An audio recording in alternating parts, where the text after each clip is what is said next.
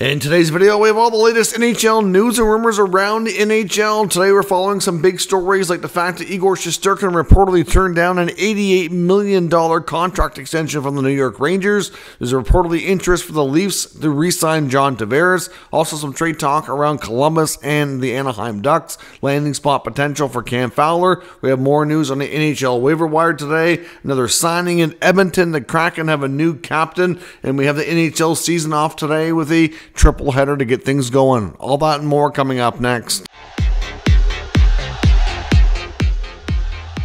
So welcome back to another video here at Top Shelf Hockey. As I mentioned, today is the kickoff of the NHL's regular season, at least the North American traditional part of it, now that the global series was completed a few days ago. So certainly it's an exciting day for hockey fans to get games back. And of course, the NHL has kicked things off with a triple header of games. They're all staggered, so we can watch them all. We had the St. Louis Blues and the Seattle Kraken do battle in an early game in Seattle, which would have been really early there.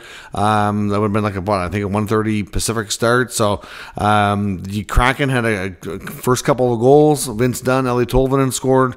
And then the Blues came back and dominated the second period, scored 3 quick goals, including 2 from Jordan Kyrou, and then 1 from the offer sheet guys. Philip Broberg scored his first as a Blue, assisted by former Oilers teammate and our fellow offer sheet guy Dylan Holloway. So that was fitting as well. They connected on the first game, and the Blues come back and beat the Kraken. That was a bad loss for Seattle. They really had early control of that game and ended up not, sticking with it, you could say, and St. Louis took things over. We have the Florida Panthers and the Boston Bruins doing battle right now in Game 2 of the night. Rough start for Jonas Korpisalo in Boston. He allowed 4 goals in the first period, now up to 5 altogether in the second. I know Jeremy Swayman missed the bulk of training camp and has only been signed for a couple of days, so I'm not surprised that, obviously Swayman's not playing. He is backing up, though, and I kind of wondered if he would come out to start the second, but they kind of resisted that, and the Bruins did get 1 back in the second here, so it's 5-2 Florida right now, but certainly dominated. We saw the Panthers raise their Stanley Cup banner and celebrate their championship, so a little bit surprised the game taking place, considering the monster hurricane heading towards Florida right now, but I guess they felt they could get this game in. But I thought there might not be a lot of people around. I wasn't sure how much of the southern part of the state would be evacuating, but anyways, the game's going on and a pretty good crowd in the building. And of course, we have the very first ever game coming up tonight in Utah, Salt Lake City at the Delta Center. That game will be on in a couple of hours here to kick things off in the new franchises. They do battle with Connor Bedard and the Chicago Blackhawks. More news from the NHL waiver wire today. Austin Watson was on waivers yesterday. He did clear, and the Red Wings sent him down to the AHL.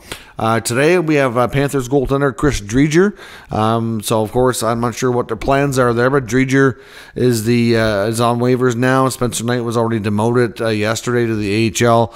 So I'm not sure kind of longer term here which one of these guys are going to be on the roster here to back up Bobrovsky. I suspect they want some flexibility to move some guys around. Vegas put Raphael Lavoie back on waivers today too. They just picked him up yesterday from Edmonton. I'm not sure why they picked him up. Obviously was kind of just a move to become cap compliant, I guess. I thought he was going to have a chance to stick. They did pick up him and Cole Schmidt from Calgary. It seems like they're hanging on to him, but Lavoie was back on waivers. So it's believed that the Edmonton Oilers are going to put in a claim to get him back, and then he'll go straight to Bakersfield. So we'll see if that happens. If another team puts in a claim as well, they can get him over the Oilers. But interesting set of circumstances there. The Canucks have defenseman Mark Friedman on waivers today, and the Panthers also have forward Mackenzie Entwistle. So we'll see tomorrow afternoon if anybody is cleared. Now, the Oilers today also signed one of their PTOs, Travis Dermott, who's been in camp and looked pretty solid for them, has signed a 1-year, 2-way contract, league minimum $775,000. So Dermott is officially a member now of the Edmonton Oilers. Before tonight's game to kick off the NHL season, the Seattle Kraken did name a new captain, and it's longtime veteran Jordan Eberle, who becomes the second captain in Kraken franchise history. Of course, in their inaugural season, they had former Flames captain, former Maple Leaf Mark Giordano was captain. Of course, ended up getting traded to the Leafs at the end of that season, and they've been without a captain since. So Eberle is captain. So now we have all 32 NHL teams have a captain. We have not had every NHL team have a captain for some time. It's been a while here since everybody's had one, and it'd be the first time that we've had 32 at one given time, because since the Kraken have been a franchise, at least a few teams have not had one. So certainly, something that we don't always see, but it's nice to have all teams have a captain. I think it's I think it's important anyways, but I know not all franchises think it is, depending on the timing and where the franchise is at. Some injuries to updates today as well. Columbus, I know Aaron Portzline, the beat writer for the Jackets for The Athletic, had some unfortunate news. It sounds like, from what he's hearing, that Boone Jenner and Voronkov, both of these guys could be out in an extended time. Now, we heard from Elliotte Friedman on his podcast yesterday saying that he wasn't hearing good news. It sounded bad. But, from what Portzline is saying, is it could be spring. So, obviously, we're looking at, spring means like March, April. So, that's the bulk of the season. So, it's hard to say how long they're going to be out, but it sounds like it could be, all or a big chunk of the season. Now, onto the rumors section of the video. The first big one today, the story we're going to be following for some time probably, is the New York Rangers reportedly have offered goalie Igor Shesterkin a monster contract, 8 years, $88 million. That would give him an average annual value of $11 million. And according to Kevin Weeks, NHL reporter, he says that Shesterkin's camp has rejected that offer. So that would have made him the highest paid goaltender in the NHL, and according to him, it's not enough. So that's certainly concerning. I think if you're a Ranger fan, we've heard before that the Rangers were willing to go to about 10-5 or so to make him the highest paid goalie. Clearly, they've upped that offer since then. That was a few weeks ago that rumor had circulated. Now, Elliotte Friedman tonight on the broadcast during the intermission earlier was talking about the Shesterkin situation, and he said basically what he's hearing was that they feel like he is the best player on the New York Rangers. So not only does he want to reset the goalie market and be the top highest paid goalie, he feels he's the best player on the Rangers and wants to be paid as such. Currently, the highest paid member of the Rangers is winger Artemi Panarin, who's making, $11.5 million that he signed a number of years back as a UFA. So if you look at the percentage of the cap that was at the time compared to where that would be today, it's definitely going to have to be more than what Panarin's making. So clearly there's the gap between what is being offered to Igor to something that he would even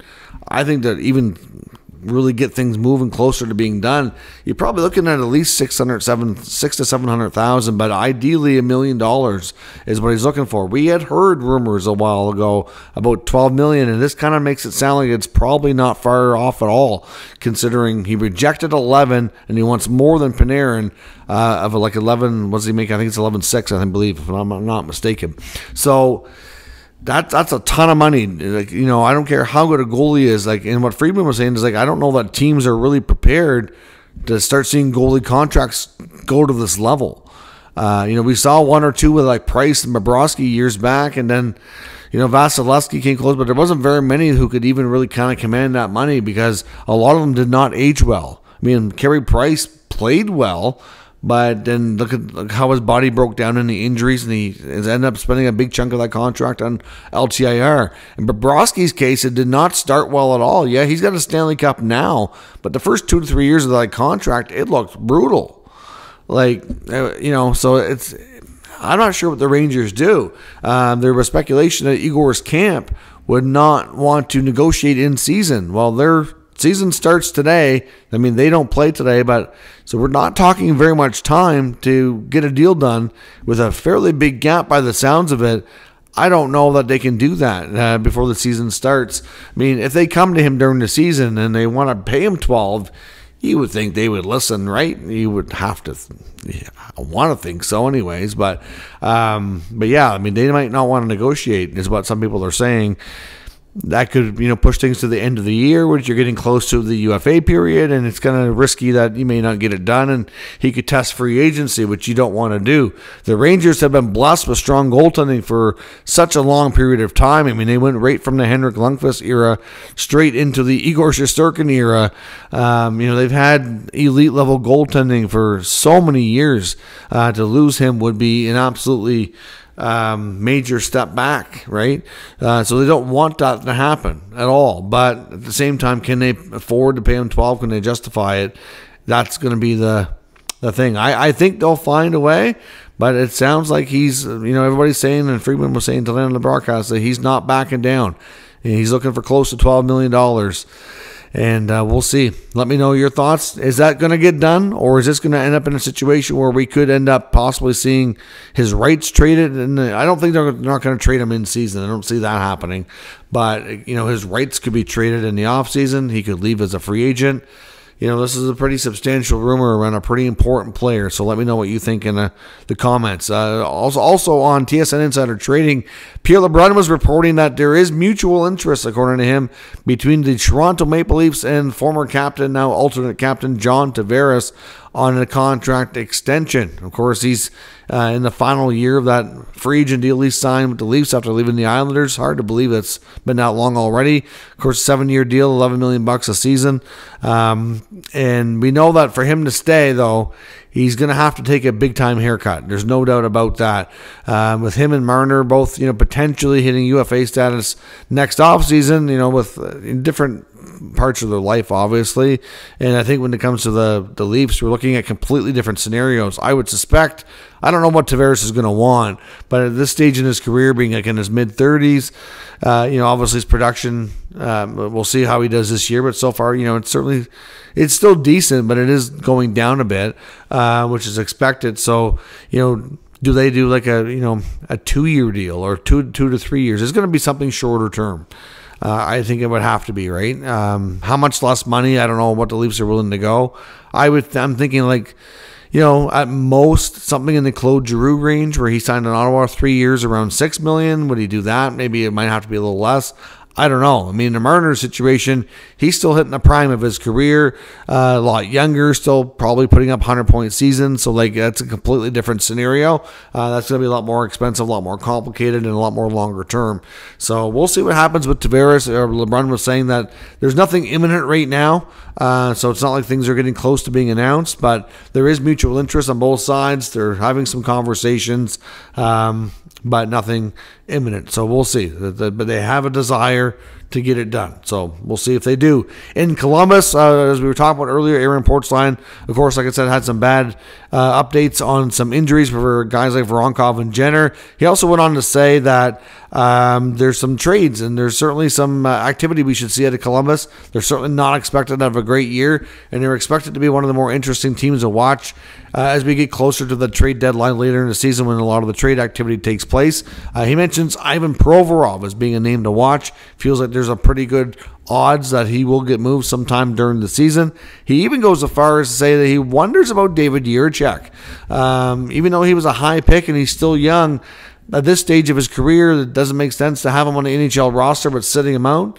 And if they he wonders if they try to send him back to the American Hockey League, if the player might ask out. There's been some frustrations on the player's side already for spending time in the minors, and it could be a relationship issue. I don't know. So I think they're going to try to tread lightly, and not a given that the youngster gets moved. I think they'd like to, I hate to give up on him that early, you could say, but definitely a couple of defensemen to watch as the season moves along for sure. Hard to say where they could end up. There's probably lots of teams that could be good fits for both of those guys.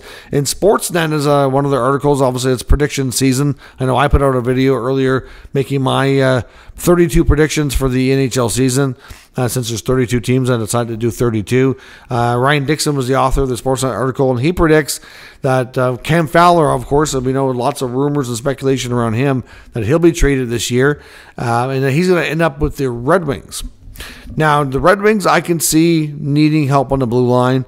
The Red Wings, they waived Justin Hall. They don't have a lot of depth there, in my opinion.